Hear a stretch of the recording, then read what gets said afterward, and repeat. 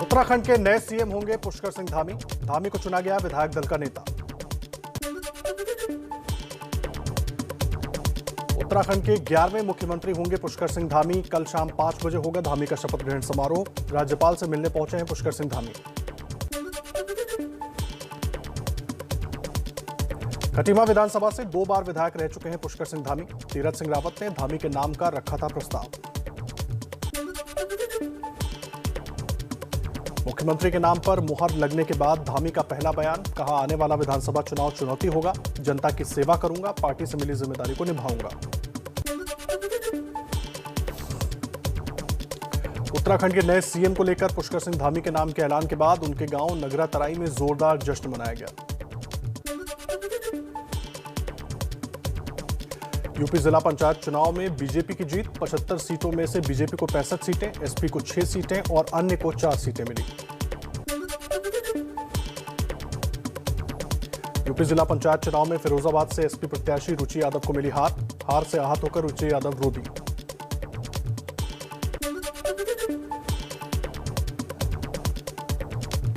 उन्नाव में पूर्व एसपी प्रत्याशी मालती रावत का बड़ा आरोप, कहा मुझे हराया गया, मेरे ऊपर मेरे पति की नौकरी का दबाव था। यूपी में जिला पंचायत अध्यक्ष चुनाव के बीच अयोध्या में भिड़े समाजवादी पार्टी और बीजेपी कार्यकर्ता। प्रतापगढ़ में चुनाव के दौरान बीजेपी प्रत्याशी क्षमा सिंह के पति अभय सिंह पुलिस से ही भिड़ गए। विवाद मतदान केंद्र में घुसने को लेकर हुआ। हंगामे के बाद मौके पर पहुंचे एसएसपी ने कार्यकर्ताओं को शांत करवाने की कोशिश की। बलिया में मिला पंचायत चुनाव के दौरान एसपी बीजेपी कार्यकर्ता आपस में भिड़े। भारी पुलिस बल तैनात। जिला पंचायत सदस्यों को प्रमाण पत्र के अभाव में रोका गया। मुगलसराय के एसपी ऑफिस में हाई वोल्टेज ड्रामा। चंदौली से एसपी के पूर्व सांसद रामकिशन बगावत रोकने के लिए जिला पंचायत सदस्यों के पैरों पर गिड़गिड़ाते नजर आए। वीडियो हुआ वायरल। यूपी की सियासत में बड़ी हलचल। अखिलेश यादव से मिले आम आदमी पार्टी के नेता संजय सिंह। अखिलेश से मुलाकात को बताया शिष्टाचार भेंट। बिहार के निषाद समाज के नेता मुकेश सहनी ने आज लखनऊ में प्रेस कॉन्फ्रेंस की और यूपी में अपनी पार्टी लॉन्च की। मुकेश सहनी ने निषाद समाज को आरक्षण दिलाने की बात भी कही। संजय निषाद ने मुकेश सहनी के निषादों को आरक्षण देने वाली बात पर सवाल उठाए। कहा कि आरक्षण की बात के साथ क्यों पार्टी लॉन्च की। यूपी में धर्मांतरण मामले में दिल्ली और लखनऊ में ईडी ने 6 जगहों पर छापे मारे हैं। सूत्रों के मुताबिक दिल्ली के जामिया नगर में उमर गौतम के मकान और कार्यालय पर भी छापा मारा गया है। अवैध धर्मांतरण मामले के आरोपी उमर गौतम ने मीडिया रिपोर्टिंग के खिलाफ याचिका दाखिल की है। याचिका में मीडिया रिपोर्टिंग रोकने की मांग की गई है। जम्मू में 5 किलो आईडी के साथ गिरफ्तार नदीम से पूछताछ में बड़ा खुलासा। पुलिस के मुताबिक लश्कर ने सीमा पार से ड्रोन के जरिए भेजा था विस्फोटक। नदीम की निशानदेही पर 2 और आरोपी गिरफ्तार।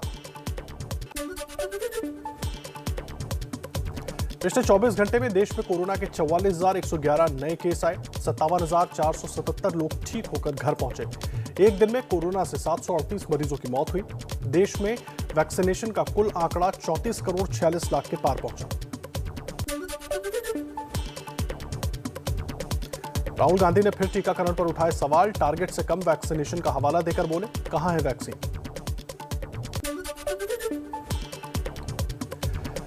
दिल्ली के लक्ष्मीनगर मेन मार्केट को आज से फिर खोल दिया गया है। कोरोना नियम के उल्लंघन के बाद मार्केट बंद करवाया गया था।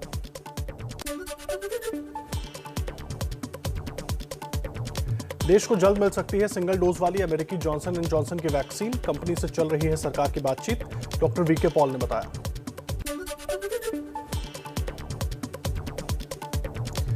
नीति आयोग के सदस्य डॉक्टर वीके पॉल के मुताबिक जायडस कैडिला की वैक्सीन पर भी फैसला बहुत जल्द। कैडिला की एप्लीकेशन डीसीजीआई के पास।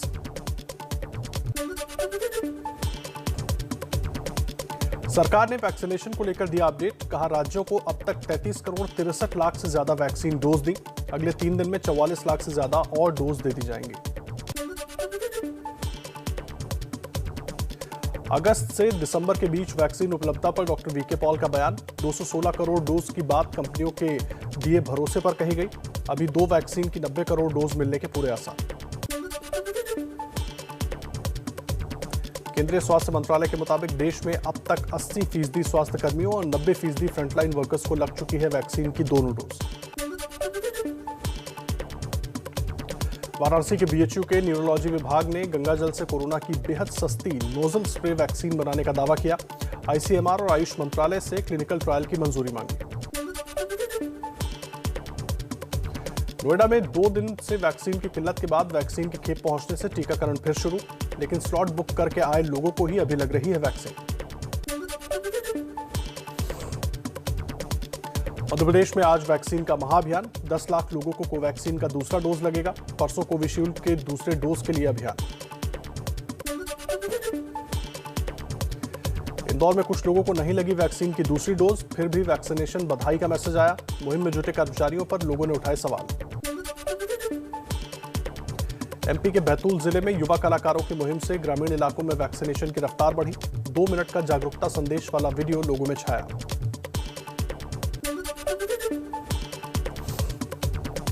मुंबई फर्जी वैक्सीनेशन केस में 14वां आरोपी अनुराग त्रिपाठी गिरफ्तार। एक डॉक्टर का चचेरा भाई है अनुराग, खुद को डॉक्टर बताकर वैक्सीन कैंपों में जाता था। पंजाब में बिजली को लेकर आपका हल्ला बोल। मोहाली में मुख्यमंत्री अमरिंदर सिंह के फार्म हाउस का किया घेराव, कार्यकर्ताओं पर वाटर कैनन का इस्तेमाल। गुरदासपुर में बिजली की किल्लत से परेशान कई गांवों के किसान। बिजली नहीं आने से फसल की सिंचाई के लिए नहीं मिल रहा है पानी। सूखे पड़े हैं सैकड़ों एकड़ खेत। बिजली कटौती से परेशान हैं गुरदासपुर के लोग। गर्मी और पानी की समस्या के साथ साथ बच्चों की ऑनलाइन पढ़ाई पर भी हो रहा है असर।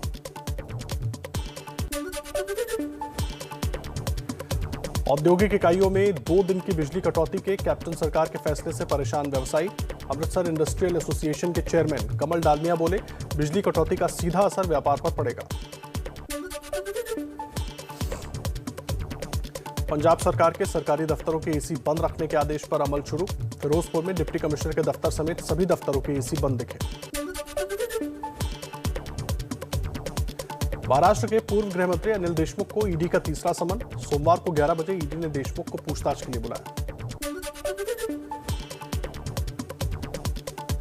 फ्रेंच न्यूज वेबसाइट मीडियापार्ट का दावा, फ्रांस में राफेल सौदे की न्यायिक जांच शुरू। रिपोर्ट के मुताबिक भारत के साथ हुए राफेल सौदे में कथित भ्रष्टाचार और फेवरेटिज्म के आरोपों की न्यायिक जांच को औपचारिक तौर पर खोला गया है। राफेल सौदे को लेकर कांग्रेस का केंद्र पर हमला, कहा डील में गड़बड़ी, फ्रांस में जांच के आदेश दिए गए। हरियाणा के बहादुरगढ़ के उद्योगपतियों ने प्रधानमंत्री को लिखा पत्र। किसान आंदोलन के कारण बंद दिल्ली के रास्तों को खोलने की मांग की। गुजरात में ईडी के एक डिप्टी डायरेक्टर और असिस्टेंट डायरेक्टर 75 लाख रुपए की रिश्वत लेते गिरफ्तार। अहमदाबाद के ईडी ऑफिस में सीबीआई और एसीबी ने छापा मारा। राजस्थान में कोरोना की दूसरी लहर के वक्त ऑक्सीजन कॉन्सेंट्रेटर की खरीद विवादों में घिरी। कई विधायकों ने कीमत और गुणवत्ता पर सवाल उठाए, कुछ ने वापस भेजे। गरमाई राजनीति। दिल्ली में अश्लील टिप्पणी करने पर भाई ने अपने दोस्तों के साथ मिलकर की नाबालिग की हत्या। पुलिस ने आरोपी भाई और उसके 3 नाबालिग दोस्तों को गिरफ्तार किया। दिल्ली में ईरानी गैंग के 3 आरोपी गिरफ्तार। क्राइम ब्रांच पुलिस का ऑफिसर बनकर करते थे लोगों से ठगी। 900 ग्राम गोल्ड ज्वेलरी और 369 ग्राम प्योर गोल्ड बरामद। राजस्थान के माउंट आबू में नो कंस्ट्रक्शन जोन में बनाया जा रहा है 5 सितारा होटल। विधायक की शिकायत के बावजूद भी कार्रवाई नहीं। झारखंड के देवघर में पुलिस कर्मियों के कारनामे का बड़ा खुलासा। चेकपोस्ट पर ट्रकों से वसूली करने के आरोप में डीएसपी ने 2 एएसआई समेत 10 पुलिसकर्मियों को रंगे हाथों पकड़ा। सभी पुलिसकर्मी निलंबित। अमेठी में पैसों के लेन देन के विवाद में महिला को दबंगों ने पीटा। वीडियो वायरल होने के बाद पुलिस ने दोनों आरोपियों को गिरफ्तार किया। बिहार के बेगूसराय में अपराधियों के हौसले बुलंद। बेखौफ अपराधियों ने अंधाधुंध गोलियां चलाई। फायरिंग में एक युवक की मौत, 2 लोग गंभीर रूप से घायल।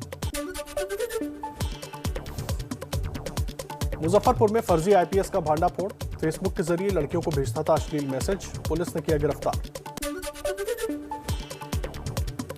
हाजीपुर में गरीबों के राशन में कालाबाजारी उजागर, प्रशासन ने लाखों के गेहूं चावल की बोरी से भरे ट्रक को किया बरामद, धंधेबाज के ठिकानों को सील किया। यूपी के बुलंदशहर में डीजे की तेज आवाज का विरोध करने पर एक युवक की गोली मारकर हत्या, पुलिस ने 3 लोगों को गिरफ्तार किया। तनाव के चलते गांव में बड़ी संख्या में पुलिस बल तैनात। दिल्ली सटे गाजियाबाद में दबंगों ने एक युवक की पीट-पीट कर हत्या कर दी। 2 युवकों की हालत गंभीर, दबंगों ने गंग नहर में नहाने से मना करने पर युवक को पीटा। देवास के नेमावर में 5 लोगों की हत्या के मामले में आरोपियों पर कसा पुलिस प्रशासन का शिकंजा, 2 आरोपियों के मकान और दुकान को किया गया जमींदोज।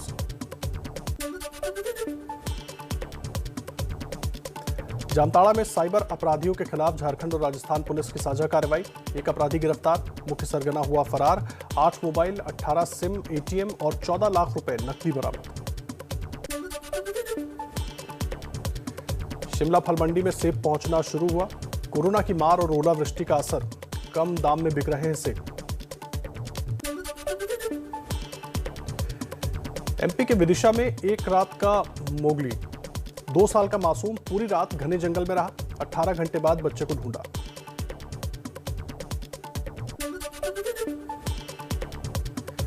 भीषण गर्मी और उमस झेल रहे दिल्ली एनसीआर को बारिश से कुछ हद तक राहत मिली, तेज हवाओं के साथ कुछ देर बारिश हुई, लेकिन 7 जुलाई तक मानसून के आने की कोई संभावना नहीं।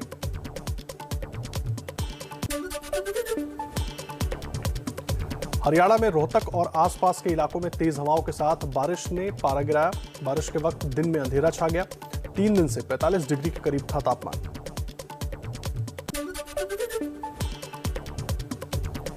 यूपी में कानपुर, मुरादाबाद और अलीगढ़ समेत कई जिले भीषण गर्मी की मार झेल रहे हैं। इनमें आगरा सबसे गर्म, जहां गर्मी से बचने के लिए जूस और ठंडी चीजों का सहारा लेते दिखे लोग। हालांकि मेरठ में कल बारिश हुई।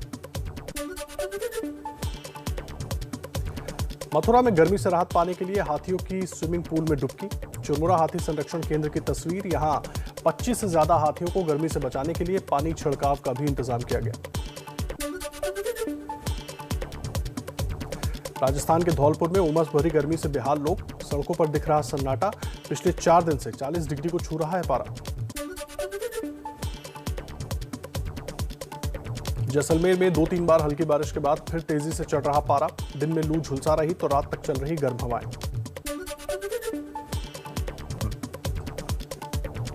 किशनगंज जिले में लगातार बारिश और नेपाल के तराई क्षेत्र में भी भारी बारिश के कारण कनकई, रतुआ, गोरिया नदियां उफान पर। टेढ़ागाछ प्रखंड का जिला मुख्यालय से संपर्क टूटा। बिहार के पूर्णिया में कनकई नदी का तांडव, निर्माणाधीन मस्जिद नदी में समाई, कई मकान बाढ़ की भेंट चढ़े।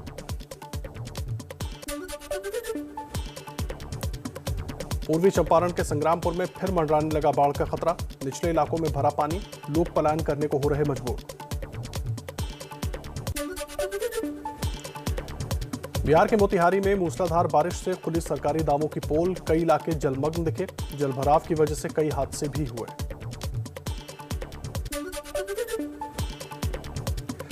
भारी बारिश से बेतिया के लोगों का भी बुरा हाल, डीएम ऑफिस तक पानी में डूबा, कई दूसरे विभागों के दफ्तरों में भी पानी भरा, कामकाज ठप।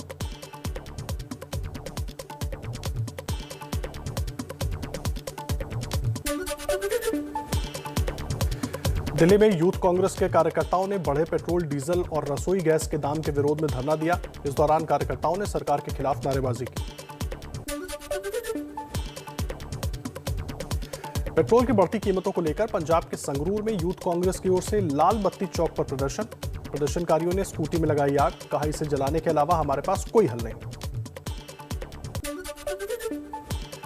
खाने के तेल की महंगाई पर गरमाई राजनीति, प्रियंका गांधी ने ट्विटर पर लिखा, 1 लीटर सरसों के तेल के भाव के बराबर है किसान के 14 किलो गेहूं की कीमत। एक किसान परिवार को महीने भर का सरसों का तेल खरीदने के लिए करीब 1 क्विंटल गेहूं बेचना पड़ रहा है।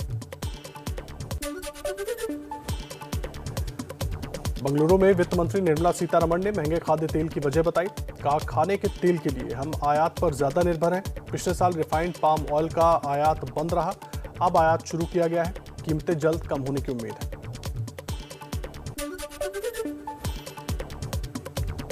सोनीपत की सीमा अंतिल चौथी बार करेंगी ओलंपिक में देश का प्रतिनिधित्व। टोक्यो ओलंपिक में डिस्कस थ्रो में देश का प्रतिनिधित्व।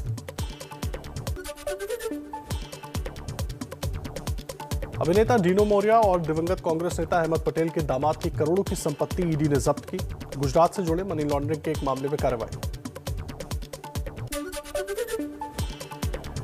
ईडी ने बॉलीवुड अभिनेत्री यामी गौतम को 7 जुलाई को पेश होने का नोटिस भेजा।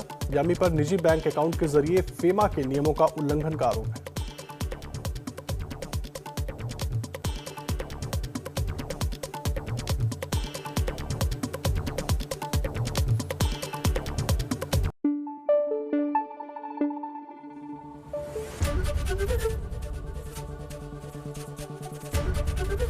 एबीपी न्यूज आपको रखे आगे।